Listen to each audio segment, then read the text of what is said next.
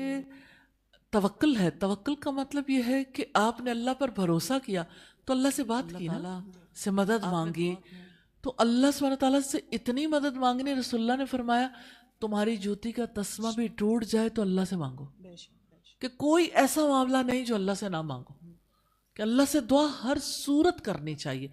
Even انسان یعنی اس کے اوپر بڑے سے بڑے روڈ رولر پھر جائیں, مراد یہ کہ اتنے بڑی آزمائشیں بھی آ جائیں رضا پہ راضی بھی رہنا, تو اللہ کی مشکلات سے نکلنے کے لیے دعا کرنی تو نہیں چھوڑنی, دعا کرنی ہے اور امید نہیں چھوڑنی, امید نہیں چھوڑنی. السلام علیکم.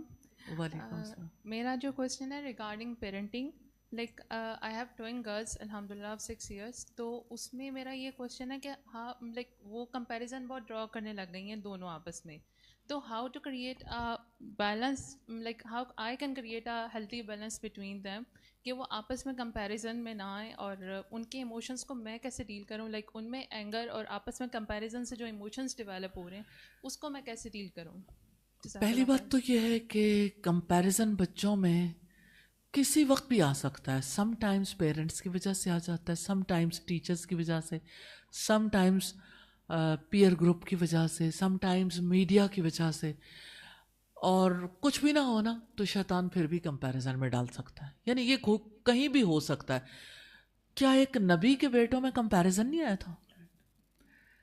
کمپیریزن جیلسی کی طرف لے جاتا ہے, جیلسی سے پہلے کا عمل ہے. اب ایک تو اللہ سبحانہ تعالیٰ سے دعا کریں, دوسرا یہ ہے کہ بچوں کو یعنی انبیاء کی سٹوریز سکھائیں. جیسے حضرت یوسف علیہ السلام کے بھائیوں نے جب کمپیئر کیا تھا تو ان سے پوچھیں کہ کیا بات ٹھیک تھی, کون سی چیز ٹھیک تھی, کیا یوسف علیہ السلام کے ان بھائی نے ٹھیک کیا تھا یا یوسف علیہ السلام؟ انہوں نے تو کمپیئر نہیں کیا تھا. آپ نے یوسف علیہ السلام جیسا بننا ہے یا ان کے بھائیوں جیسا. یوسف علیہ السلام کو تو اللہ تعالیٰ نے اقتدار بھی عطا کر دیا, اور وہ اللہ کے نبی تھے, اور وہ اتنے چوتھے آسمان پر رسول اللہ کی ملاقات بھی ہوئی. تو کیا ایسا ہو سکتا ہے کہ موبائل آف کر دیں کائنڈلی؟ جی اچھا. تو یہ ہے کہ ان کو جس وقت آپ یعنی توجہ دلائیں گے سٹوریز سے تو انشاءاللہ وہ زیادہ اچھا لرن کریں گے, بہتر لرن کریں گے. اور یہ ہے کہ انجام کے ساتھ بچے زیادہ سمجھتے ہیں. یعنی انجام بھی ایک نبی کا آپ نے دکھایا, اور نبی کے جس کے ساتھ کمپیریزن آپس میں ہوا تھا. تو چونکہ باقی چیزیں سمجھنے تو مشکل ہیں, کیونکہ کمپیریزن کے حوالے سے اور بہت ساری اگزامپل ہیں یوسف علیہ السلام کی سٹوری میں بھی. جیسے عزیز مصر کی بیوی اور پھر اس مصر کی جو ایلیٹ کلاس کی خواتین تھیں, انہوں نے بھی, ان کا بھی آپس میں ایسا ہی معاملہ ہو گیا تھا. لیکن وہ چھوٹے بچوں کو نہیں سمجھ آ سکتی, لیکن یہ بھائیوں والی بات سمجھ آتی ہے. اور اسی طرح سے جیسے جیلسی کے حوالے سے, جو جیلسی رسول اللہ کے ساتھ کسی کو ہوئی, یا اور بھی بہت ساری سٹوریز ہیں جن کو آپ سامنے رکھ سکتے ہیں. جیسے جیوز اور مسلمز میں آج تک جیلسی چلی آ رہی ہے, اور اللہ سبحانہ تعالیٰ جب حضرت عیسیٰ علیہ السلام آئیں گے تو اللہ تعالیٰ اس وقت پہ مسیح دجال کو انہی کے ہاتھوں ختم کروائیں گے. اور پھر یہ ہے کہ عیسیٰ علیہ السلام مسلمانوں کے امام کے پیچھے نماز پڑھیں گے. اب یہ چھوٹی چھوٹی باتیں بھی بتائیں نا, ڈرا کر کے بھی بتا سکتے ہیں. تو جو جیلس ہے وہ فائدے میں ہے, یا آج وہ فائدے میں رہیں گے آئندہ جنہوں نے جیلسی نہیں کی. تو جیلسی کا جو انجام ہے وہ ضرور یہ یعنی ڈسکس ضرور کریں کہ حسد نیکیوں کو ایسے کھا جاتا ہے جیسے لکڑی کو آگ کھا لیتی ہے. تو انہیں کہیں کہ یہ تو کھا جائے گا, اس کا کوئی فائدہ نہیں ہے, اس کا نقصان بہت ہے, ساری نیکیاں ختم ہو جائیں گی, کچھ بھی باقی نہیں رہے گا. اور آپ کی جو اللہ تعالیٰ نے آپ کو اتنا پیارا ریلیشن دیا, یہ ریلیشن بھی ختم ہو جائے گا. آپ میں یہ اچھی بات, آپ 3 اچھی باتیں بتاؤ جو آپ کی بہن میں, ان سے کہو آپ 3 اچھی باتیں بتاؤ جو ان میں. اور یہ ہے کہ ایک دوسرے کی اچھی باتیں منہ سے کہلوائیں, اور خود کمپیئر کرنے سے روکیں. اور اگر ہوں اسی طرح سے ٹیچر سے بھی کہیں, اور یہ کھوج بھی لگائیں کہ کون ہے جس کی وجہ سے یہ کمپیئر کرتے ہیں. وہ اسٹوریاں سنانے لگ جائیں گے کچھ دنوں تک اگر آپ کریں گے انشاءاللہ. اور یہ 3 اچھی باتیں تو ویسے جانلی بھی پوچھنی چاہیے. ماں باپ کے بارے میں پوچھو تو بچے بلینک ہوتے ہیں اکثر, وہ نہیں بتا رہے ہوتے, اس لیے کہ انہوں نے کبھی ماں باپ کی اچھی باتیں اس طرح سوچنی سوچا نہیں ہوتا. سوچا تو یہ میرے خیال میں ایک جو تھنکنگ پروسیس ہے یہ ہوتے رہنا چاہیے. Thank you. جزاک اللہ خیر. جی نیکسٹ کوشچن لے لیتے ہیں, پھر آن لائن سوال لیں گے. جیسے فاسٹنگ کا ہوتا ہے کہ اسپریچولی آپ کو اپلفٹ کرنے کے لیے فاسٹنگ اسلام میں ہے, تو یہ آج کل یہ جو انٹرمیٹنٹ فاسٹنگ کا بہت زیادہ ٹرینڈ آیا ہوا ہے, اور ویسے بھی ہر کوئی یہی ہوتا ہے کہ تھوڑا کم کھا لے, تو اس پہ پھر کافی لوگ یہی کہتے ہیں کہ اتنا جو اس طرح کرنا ہے تو اس سے اچھا پھر روزہ ہی رکھ لیں آپ. تو روزہ تو بیسکلی پھر یہی ہے نیت کا, تو پھر بندہ اس میں بڑا کنفیوز ہو جاتا ہے, اور بندہ سوچتا بھی ہے کہ واقعی اگر ہم نے کرنا ہی ہے تو ہم اللہ کی نیت سے کر لیں, لیکن پھر اس میں بندہ کنفیوژن میں ہی رہتا ہے کہ پھر یہ واقعی نیت آپ کی کاؤنٹ ہوگی یا پھر آپ کا بیک آف دا یہی ہے کہ ایسے ویٹ لاس اور اس کے لیے آپ کا یہ کاؤنٹ ہو جائے گا. اس میں تو کوئی شک نہیں, انٹرمیٹنٹ ہے ہی ویٹ لاس کے لیے, تو ویٹ تو لاس ہو جائے گا, یعنی ویٹ تو کم ہو جائے گا آپ کا, لیکن اس سے کچھ اسپرچولی آپ کو کوئی فائدہ نہیں ہوگا. جو روزہ ہم رکھتے ہیں اللہ سبحانہ تعالیٰ کے لیے, اس کے لیے اللہ تعالیٰ یہ کہتے ہیں الصوم لی وانا اجزی بہ, روزہ میرے لیے میں ہی اس کی جزا دوں گا. اور اس روزے کی وجہ سے آپ سیلف کنٹرول سیکھتے ہیں, اس روزے کی وجہ سے آپ دوسروں کی بھوک, دوسروں کے پریشانی کو بھی سمجھنے کے قابل ہوتے ہیں. اور رسول اللہ نے فرمایا آپ روزے رکھو صحت مند ہو جاؤ گے, یعنی آپ کی فزیکل ہیلتھ بھی اچھی ہو جائے گی. تو مطلب اچھا اب یہ ہے کہ جس طرح انٹرمیٹنٹ ڈائٹ ہے نا, آپ اس کے اوپر ریسرچز پڑھیں, جو لیٹسٹ ریسرچز آ رہی ہیں تو اس کے کوئی ریزلٹس اچھے نہیں ہیں, اس کے ریزلٹس بہتر نہیں ہیں. آپ نے یعنی آپ یہ دیکھیں نا کہ آپ کے روزے کی جگہ فاسٹنگ کو رواج دیا گیا, تو آپ اپنی اصل پر واپس آ جائیں, آپ کو وہ فوائد بھی حاصل ہو جائیں گے, اور دوسری طرف یہ ہے کہ آپ کو اسپرچولی بھی انرچ ہوں گے, اور انشاءاللہ تعالیٰ یعنی اس کی وجہ سے اللہ سبحانہ تعالیٰ کی رضا بھی ملے گی, سیلف کنٹرول, آپ زیادہ کانفیڈنٹ ہو جائیں گے, آپ زیادہ صحت مند ہو جائیں گے انشاءاللہ. تو یہ میڈم یہ بات تو نیت پہ ہی آ گئی نا, مطلب آپ اگر اپنی نیت دیکھیں انٹرمیٹنٹ ڈائٹ ایسی نہیں ہے, اس میں 18 آورس کی آپ نے ڈائٹ کرنی ہے یا 14 آورس کی کرنی ہے یا جتنے بھی آورس کی کرنی, تو اس میں یہ ہے کہ ٹائمنگز کا دخل نہیں, آپ جس وقت چاہیں رکھ سکتے ہیں, جس وقت چاہیں کر سکتے ہیں. لیکن روزہ جو ہے نا وہ اس کے ٹائمنگز فکسڈ ہیں, صرف نیت نہیں ہے اس کے صبح صادق سے لے کے غروب آفتاب تک, یہ بات بھی ضروری ہے. انٹرمیٹنٹ ڈائٹ میں تو یہ کوئی لمیٹیشن نہیں. ہاں جی بالکل. جزاک اللہ خیر. استاذہ اور میں صحت کے لیے اتنا اچھا نسخہ ہے, آپ منڈے تھرسڈے رکھ سکتے ہیں, آپ 3 جو روشن راتیں ہیں 13, 14, 15 یا میں 20 کے روزے رکھ سکتے ہیں. اور اگر کوئی صرف 3 دن کے روزے 1 مہینے میں رکھتا ہے نا, تو گویا اس نے پورے سال روزے رکھے, یعنی اتنا بڑا اجر ہے اس کا. تو اس وجہ سے یعنی سنت پر آئیں, ٹرینڈ اینڈ سننا اسٹیز. جزاک اللہ خیر. استاد ایک سوال ہے تھوڑا سا ہٹ کے ہے, لیکن وہ کہتی ہیں کہ استاذہ بیوی کس کی مانے, شوہر یا اپنے گھر والوں کی؟ گھر والے کہتے ہیں جاب کرو, اتنا پڑھایا ہے, اور شوہر کہتے ہیں بچے اور گھر کو سنبھالو. After marriage I want to know what is my purpose now. ایک ایسا سوال ہے جو عام طور پر یعنی نئی شادی شدہ لڑکیوں کو یا ینگ لیڈیز کو جس کا سامنا کرنا پڑتا ہے, سچویشن ایسی ہے. قرآن مجید کی آیت مجھے یاد آتی ہے کہ کیا یعنی میں اللہ کی مانوں یا کسی اور کی مانوں نا. مجھے اس وقت آیت جو ہے نا وہ ایگزیکٹلی ذہن میں نہیں آ رہی, تو میں نہیں چاہتی کہ میں رانگ چیز آپ کے سامنے رکھوں.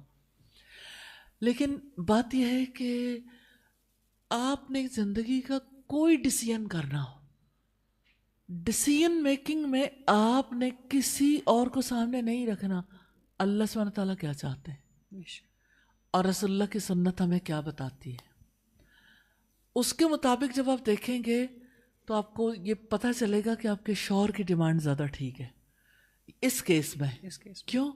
اس لیے کہ مدرہڈ سب سے بڑا کام ہے.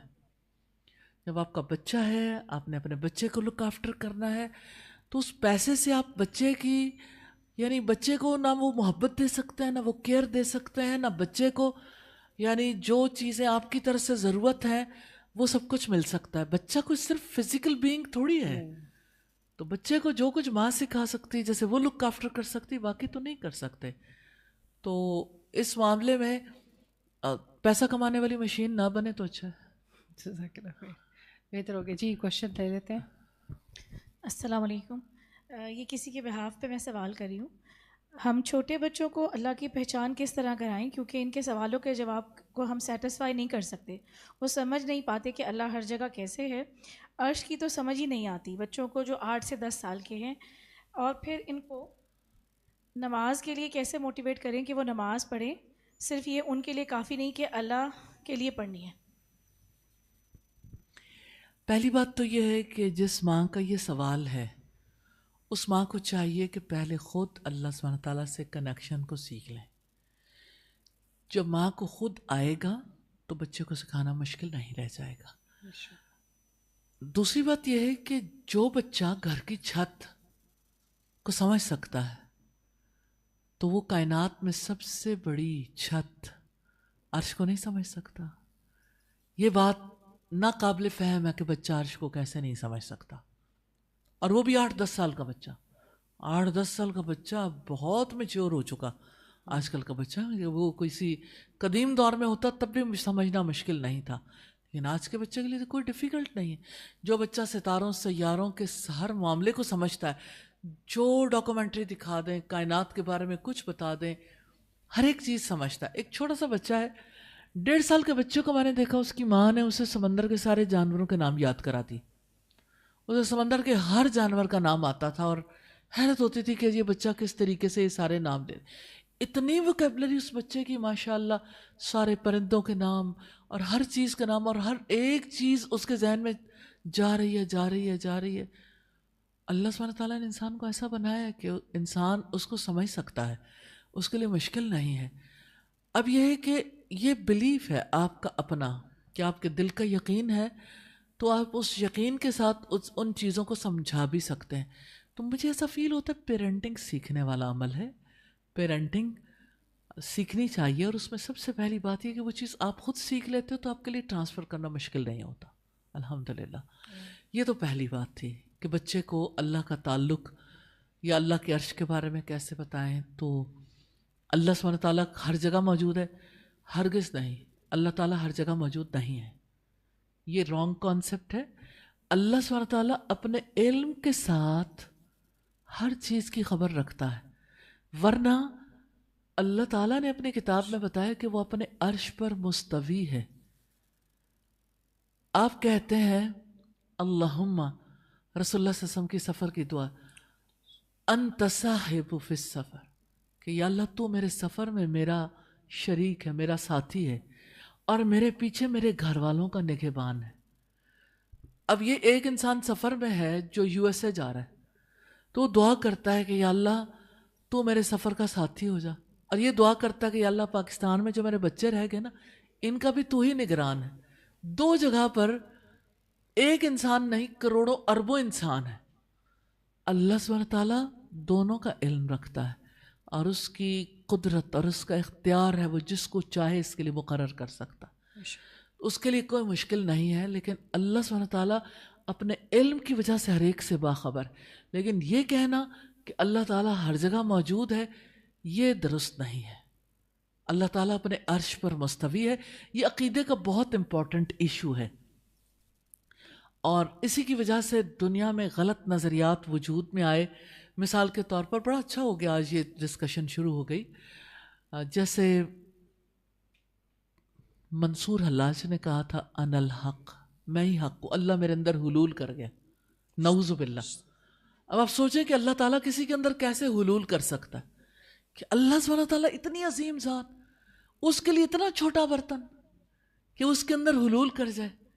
تو یہ یعنی یہ چیزیں سمجھنے والی ہیں. اور ان چیزوں کے بارے میں غزالی کو جس وقت یعنی تشکیک میں مبتلا ہوئے تھے نا, 20 سال لگے تھے, نکل نہیں سکے تھے. اس وجہ سے جو اللہ تعالیٰ نے بتایا, جو اس کے رسول نے بتایا, آمنا و صدقنا, ہم ایمان لے, ہم نے تصدیق کی. ہم اللہ تعالیٰ اسی طرح ہے جیسے اس نے بتایا, جیسے اس کے رسول نے بتایا, اس سے ذرا سا زائد ذرا سا کم نہیں. تو اللہ تعالیٰ کے بارے میں یہ کہنا کہ وہ ہر جگہ موجود ہے, یہ اصلاً درست نہیں ہے. اللہ تعالیٰ کو علم ہے, وہ گھر والوں کا بھی علم رکھتا ہے, وہ سفر میں جانے والوں کو بھی علم رکھتا ہے, وہ زمین کے حشرات کا بھی علم رکھتا ہے. تو علم کے بارے میں تو آج جدید سائنس کے توسط سے آپ دیکھیے, جس کے ہاتھ میں موبائل ہے اس کی ساری مصروفیات کا پیچھے بیٹھنے والوں کو علم, جو ڈیٹا نکالنا چاہیں, جس کے بارے میں جو خبر دینا چاہیں, فوری طور پر خبر مل سکتی ہے.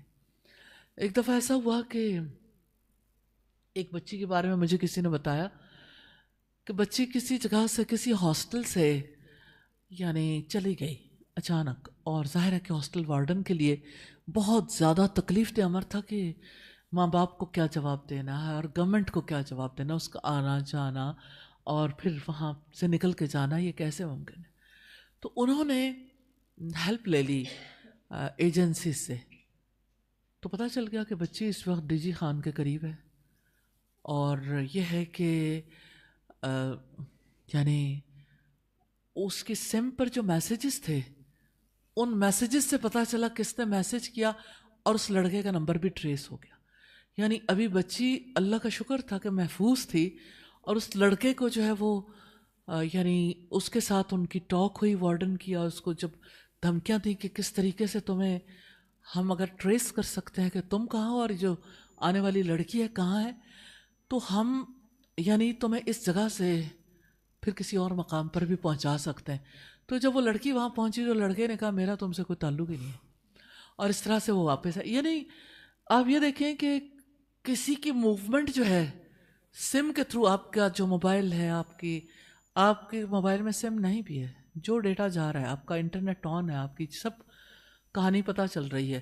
آپ آپس میں بات کرتے ہیں, آپ اپنا موبائل کھولتے ہیں تو ایسا نہیں ہوتا کہ آپ کے موبائل پہ وہی چیزیں آنی شروع ہو جاتی ہیں جو کچھ آپ بول رہے ہوتے ہیں. تو یہ سب کچھ کیسے, اب تو یہ یعنی آج کے انسان کے لیے تو یہ کوئی مشکل نہیں ہے کہ اللہ سبحانہ وتعالیٰ اپنے علم کی وجہ سے ہر ایک کی خبر رکھتا ہے, تو اس کا علم حاوی ہے. اور جہاں تک اس بات کا تعلق ہے نماز کے بارے میں, تو پہلے ماں کو سیکھنا چاہیے نماز کیوں پڑھنی ہے.